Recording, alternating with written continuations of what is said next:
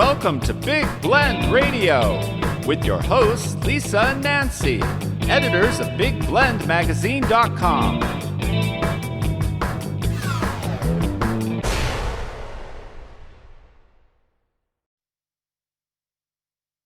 Hey everyone, welcome to Big Blend Radio's new Tales of Ted DeGrazia show, where every fourth Sunday we get to chat with the Tucson Dude. The Tucson Dude is Lance Laber. He's the executive director of DeGrazia Gallery in the Sun in Tucson, Arizona. And he joins us to share stories of the famous Southwest artist known as Ted DeGrazia, and also keeps us up to date on the gallery's special events and exhibits. And there is a new exhibit that is just released today as the show airs May 28th. So if you go to Tucson, this is a place you want to go. DeGrazia Gallery in the Sun is a 10-acre historic landmark. It's in the foothills of the beautiful Santa Catalina Mountains in Tucson. It was opened in 1965, and it's home to over 15,000 originals of Ted DeGrazia art pieces.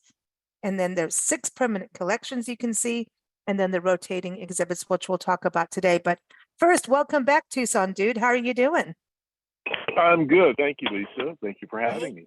Hey, always.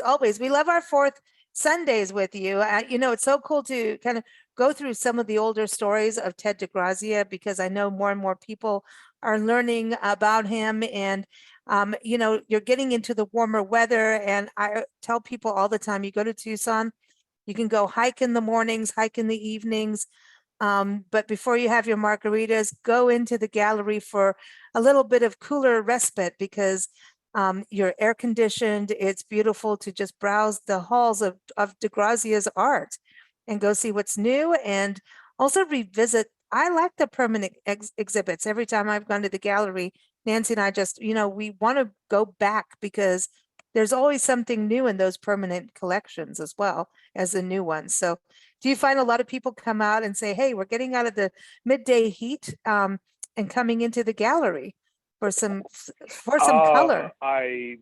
There are some. I wish there were more, but come on, people. It's hot. It's hot in Tucson, and people don't necessarily like to get in their cars and drive places, but we're air conditioned, so they need to come out and see it and enjoy it. And hey, listen, one thing I love about being in a hot climate is you don't need a hair dryer. You just wash your hair and step outside.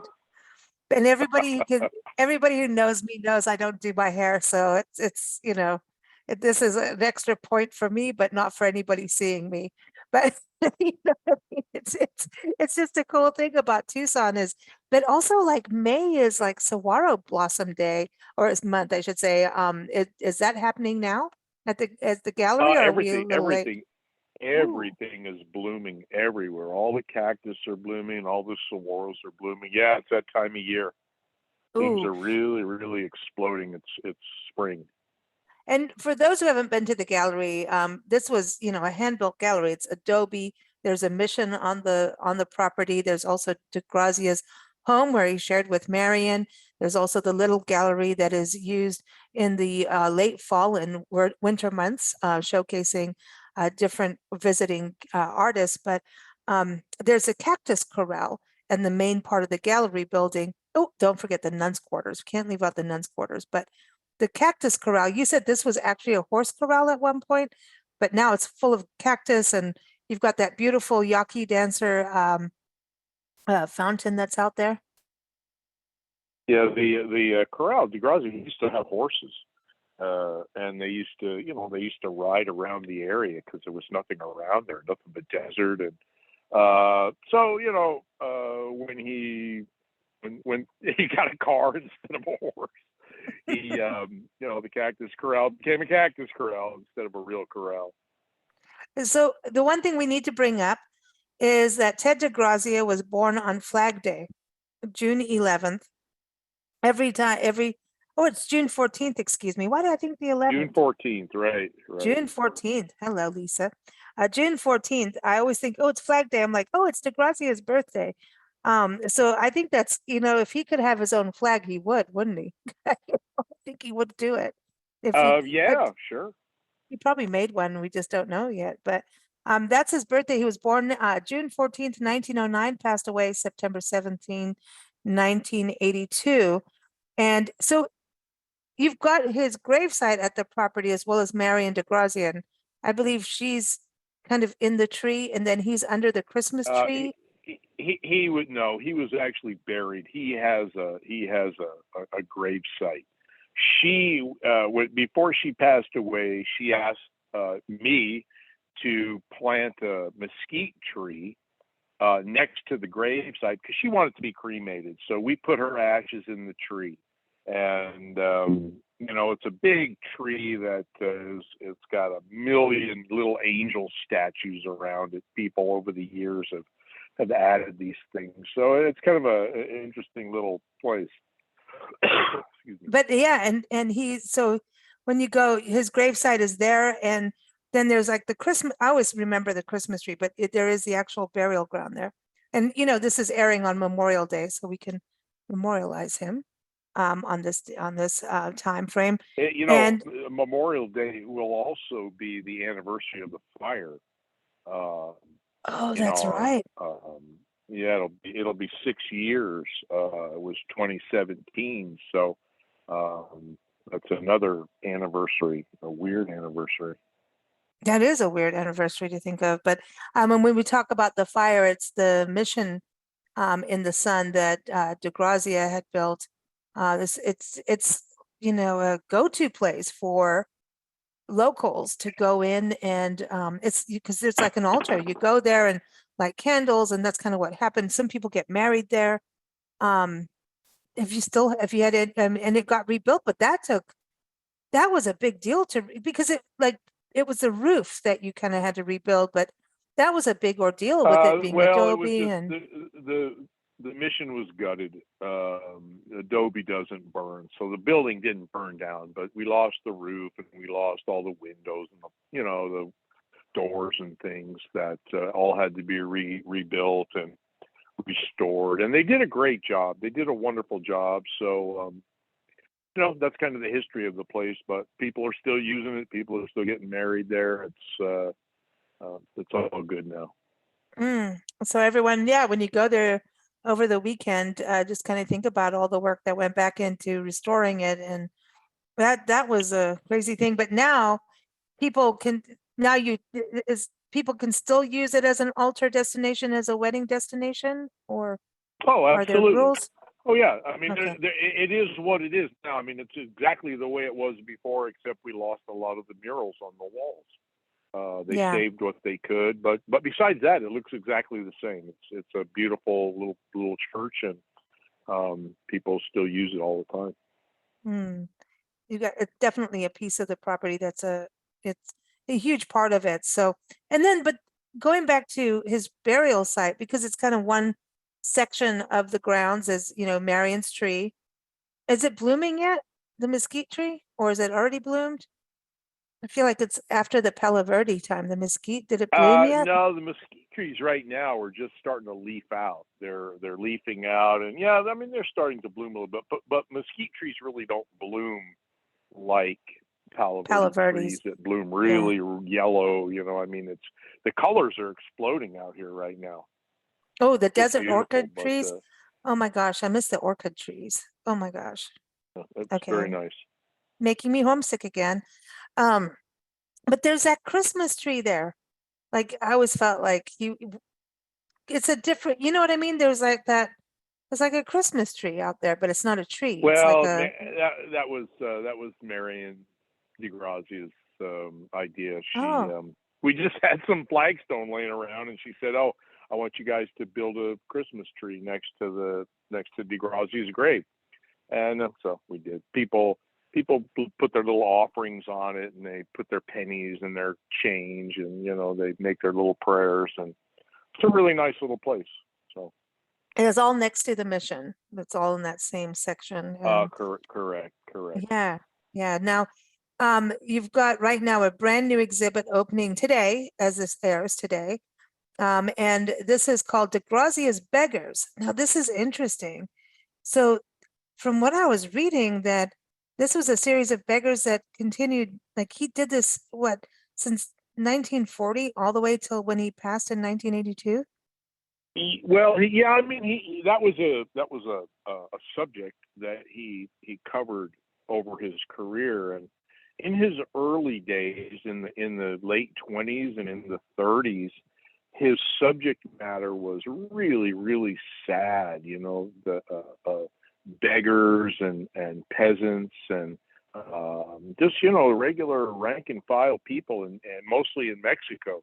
And it was very sad and dark work. And he continued that work throughout the course of his career, but toward the end, he would change it up a little bit. Where how he painted his little children, and he would paint a little girl with a little tear in her eye and a little bowl like she's begging. But it wasn't, they weren't dark like the early days. It was just kind of it was Yeah. much brighter, much brighter. Well, I wonder about this. Like the DeGrazia, I was looking at it, it was like, it's kind of a sign of the times of what we have going on now in across the country with, the situation with, we have so many people that are homeless right now and experiencing that for various reasons. And Nancy and I have done many shows on it. I don't want to really go into the whole thing because it gets political and dramified, but we really do have that situation. And Mexico certainly does. And if you go across the border, you'll see it. You will see it in destinations that have warmer climates, obviously, too. It is a situation. And I wonder, because it is a sign of where, I'm trying not to be political, Lance, I'm trying to behave, but it is a sign of where a country is at. And how are we taking care of Okay. our people? I know, not getting political, but No, thinking I back. understand. You know what? Mexico has always been a poor country. Yeah, it has been. And yeah, we're not right. And poor. DeGrazia, those were DeGrazia's people. Those were the people that he, especially when he was young. I mean, obviously he became very, very wealthy, farther on in his career. But when he was younger, he had nothing, and he was just like these people. And these were the people that he wanted to spend time with, and the people that he could relate to. He grew up in a very poor family. He grew up in a mining family that his father was a hard rock miner, and they had nothing. So anyway, that was the subject matter that he was drawn to.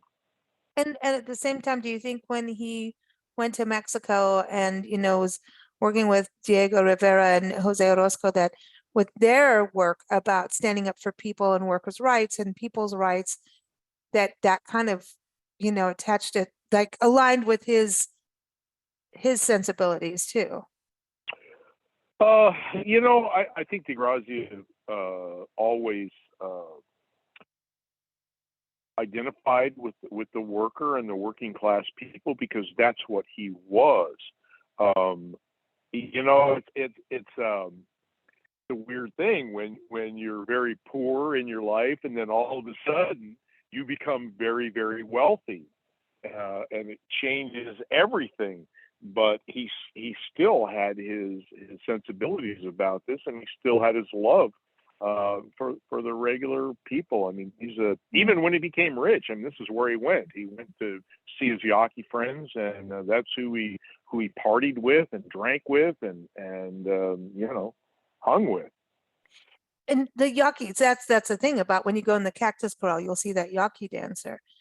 Can you tell us a little bit No, about that's that? actually that's in the back. That's in the patio. That's what I meant. Yeah, the back. Yeah, the back area. That's just a big giant copper deer dancer who kind of sits raised above a little pond, a little fish pond. I love that.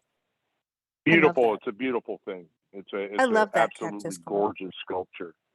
I love it. I love that area so much. It's like every time we go there, I'm like, I want to go sit there and just spend the day out there. Like seriously, when you guys gonna open up like a little restaurant or get a food truck to come out and people can go sit in the Cactus Corral? Well, maybe not in trucks summer. are one thing. I don't think the restaurant's ever going to happen. I know, but like seriously, Yeah. Tell Chris, your designer, she has There, to there move out are of the nuns' quarters. there We'll are open a restaurant. I'm just kidding, Chris. yeah. Just Well, we thought about it, but there are zoning, there are zoning restrictions where uh, we're at. So you're really not set up for a restaurant. I know, but it would be nice, wouldn't it? Like I'm thinking It that's would be. a margarita patio for sure. But then That's true. I you'd agree. have to have someone serve Chivas Regal for DeGrazia and his namesake, right? Because that was his Right. drink of choice. That's amazing still, because you said when he passed, you guys found all these boxes, Chivas Regal boxes, right? That were stuffed with all the silver Well, and yeah, that was there was money in it, but no, he had those boxes out for all the years.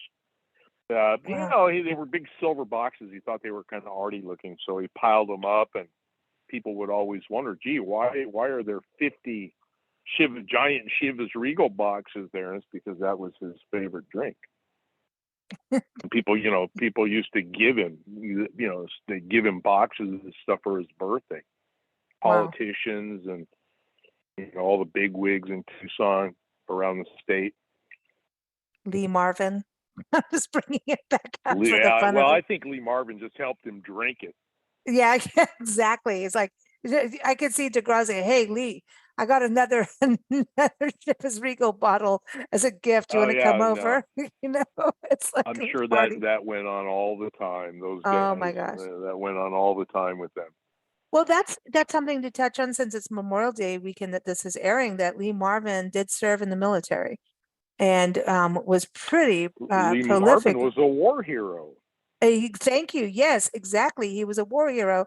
So I wonder, I was thinking about this with this show airing over Memorial Weekend about DeGrazia, what he would think, what did he think? Like, I would have loved to have heard, I bet you Lee Marvin would talk to him about his service, I would have loved to have to hear what DeGrazia thought about war. About the military. Yeah, and Yeah, war. no, DeGrazia wasn't a fan of war. No. DeGrazia was a sensitive artist, and Yeah. I mean, he got out of serving in the military. He didn't want to go into the war. Didn't want to serve in Korea. Didn't want to serve in any of those. As a matter of fact, Diego Rivera wrote a really big, long, beautiful letter to the U.S. government requesting that they do not take him into the military because he was an important artist. Anyway, however, Wow. DeGrazia got out of it. He did get out of it. Wow.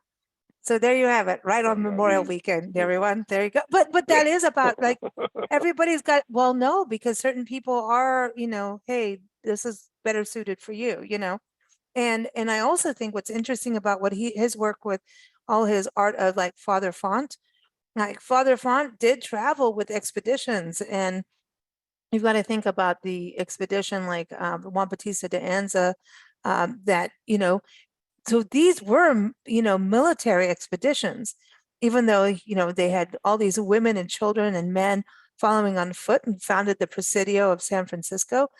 I mean, he was part of that. And DeGrazia really, he wrote a book as though it was DeGrazia's books. It's fascinating about him, but his ties to that, these priests that went, that is military, and yet it's an expedition. I think he was more into the exploration and the expedition than that it was a military thing, That's what I think. But DeGrazia did a series on Padre Kino, and most of the Spanish priests were pretty bad.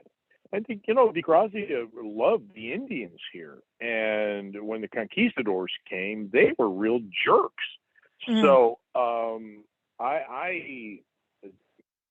I can't speak for what DeGrazia was thinking or what he believed, but just being around it so much,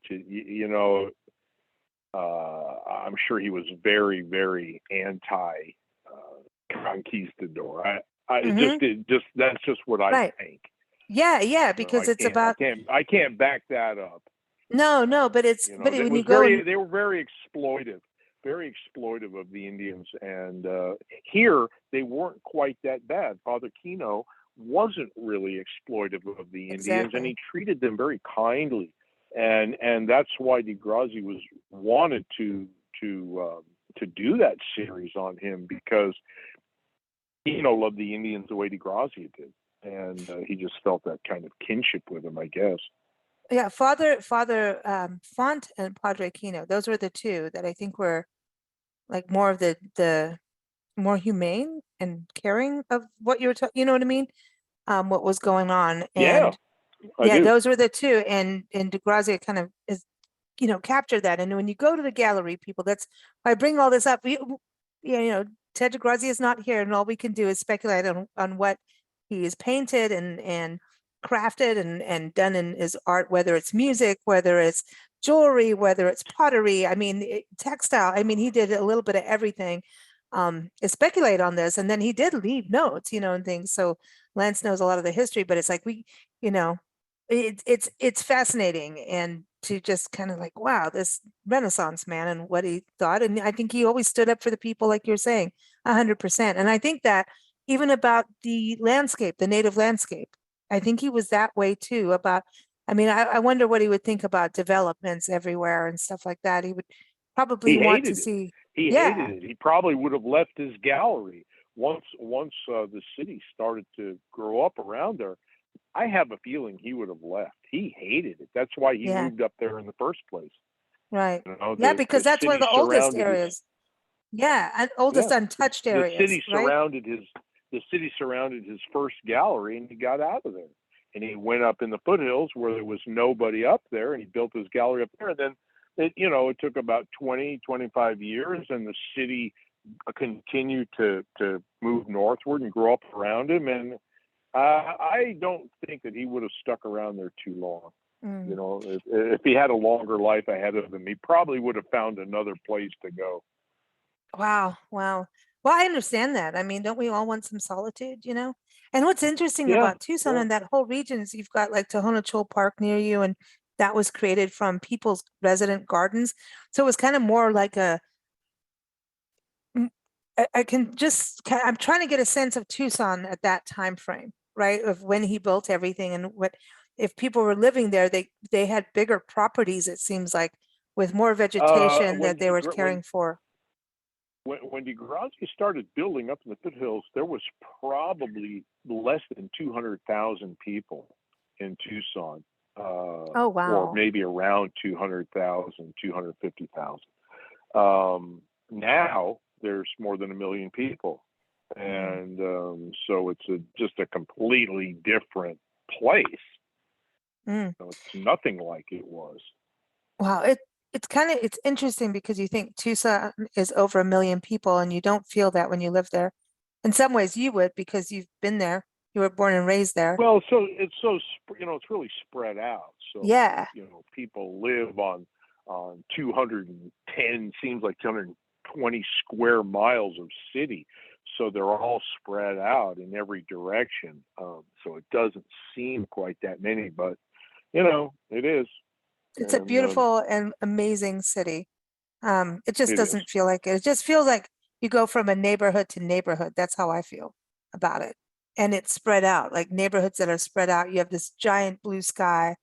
I mean, you got mountains, you got wildflowers, and it's a very green city in vegetation and green, and that everyone's looking, towards making it a cleaner, greener, environmentally conscious city. And it's a very art motivated city. So many murals as you go across the city of Tucson. If you travel there in the summer, that's one thing you can do too in your car. Put your air conditioning on, but go around and look at all the murals. I mean, DeGrazia has murals in Tucson too. So check that out as well. So everyone, again, this DeGrazia's Beggars exhibit is out now and it will run until January 24th, 2024. So you got time. However, you want to get to the gallery now because the latest exhibits on top of that, of these rotating exhibits, these are some of the ones that will end August 30th, 2023, just in time for them to put a new set of exhibits up for my birthday. I'm just saying, because it's all about me, Lance. I'm just kidding. But Happy birthday. thank you. That's in August, but at the end. But anyway, DeGrazia Underground, miners and prospectors of the Old West. That ties back to his mining history with his family up in Morenci and just, of the West as a whole, but it does tie to his history. That's on display again until August 30th. There's also On the Trail with Ted DeGrazia, featuring riders on horseback. He loves horses. See, we're getting back to that horse thing and riders. And so that's cowboys, Native Americans, and Mexican revolutionaries. So that ties back to his roots in Mexico. Or did they cross over the Right. border, Lance? Ooh. We've also got, I think I don't know. Pancho Villa did. Yeah, he did. Oh, duh. Yeah, that's right. And what about Zorro? Right? He's not a revolutionary. He's just like, he's just Yeah. got a cool face. Like, talk about a face mask. He knew it before COVID. Like, no, just wear it over your eyes. It's cool. Abstract paintings of Ted DeGrazia are there too. So that shows this whole other side of Ted DeGrazia through abstract art, which is really fascinating, that he does that. So check that out. And also The Way of the Cross. Wow, that is the big annual exhibit. And Lance always gets in trouble if he doesn't put that exhibit out. So Lance makes sure that exhibit happens every year. Isn't that right, Lance? Every year at Easter, we got to have it. Yep. That's right. It is a demanded thing. So It's demand. It's DeGrazia on demand. Thank you so much, Tucson dude. Always good to have you on the show. We can't wait for next month. Everyone, DeGrazia.org is the website to go to. And of course, Lance is here every fourth Sunday. Keep up with us at bigblendradio.com. Thank you so much, Tucson dude. hey, Lisa, thank you. Bye, Nancy. Bye. She says bye. Okay.